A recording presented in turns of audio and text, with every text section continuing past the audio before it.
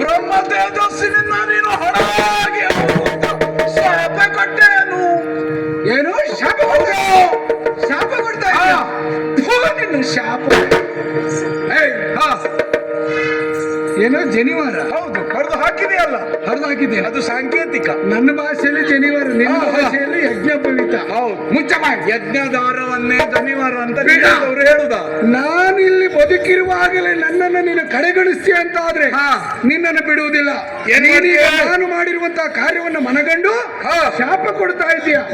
ಶಾಪ ಕೊಡುತ್ತಿದ್ದ ಇರುವಂತಹ ನೀನು ಮುಂದೊಂದು ದಿನ ನನ್ನನ್ನು ತೆಗೆಯುವುದಕ್ಕೂ ಏಸುವುದಿಲ್ಲ.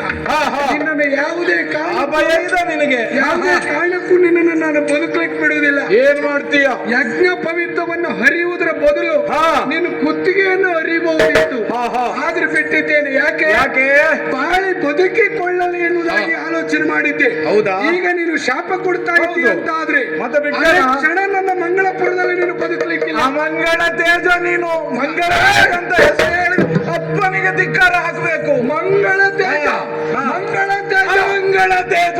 ನಾನು 1000 ಸಲ ಹೇಳಿ ನಾನು ನಿನ್ನದು ಅಮಂಗಳಪುರ.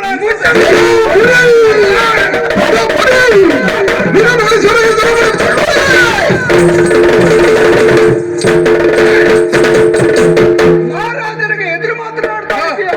ಮಹಾರಾಜನನ್ನ ಬುದ್ಧಿವಾದದ ಮಾತುಗಳನ್ನು ಬಹಳಷ್ಟು ಹೇಳಿದೆ, ಕೇಳಲಿಲ್ಲ ಅಂತ ಮತ್ತೇನು ಮಾಡಬೇಕು? ನಿನ್ನನ್ನು ಬದುಕುಳಿಲಿಕ್ಕೆ ಬಿಟ್ಟೆ ಅಂತ ಆದ್ರೆ ನನ್ನ ಹಳ್ಳೆಯ ಮುಳ್ಳಾಗಿ ಪರಿಣಮಿಸ್ತಾ ಇದೆಯಾ? ಎಲ್ಲ ಬ್ರಾಹ್ಮಣ ನಿನ್ನನ್ನು ಬಿಡ್ತೇನೋ? ಏನು ಮಾಡ್ದ?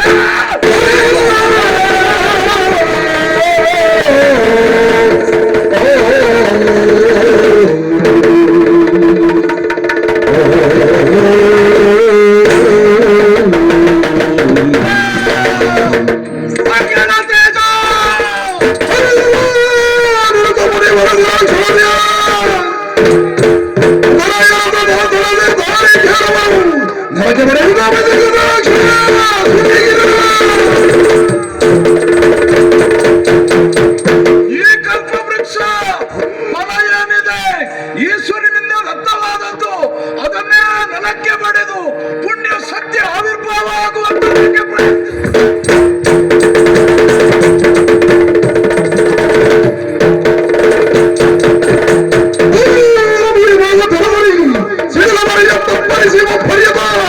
Oh,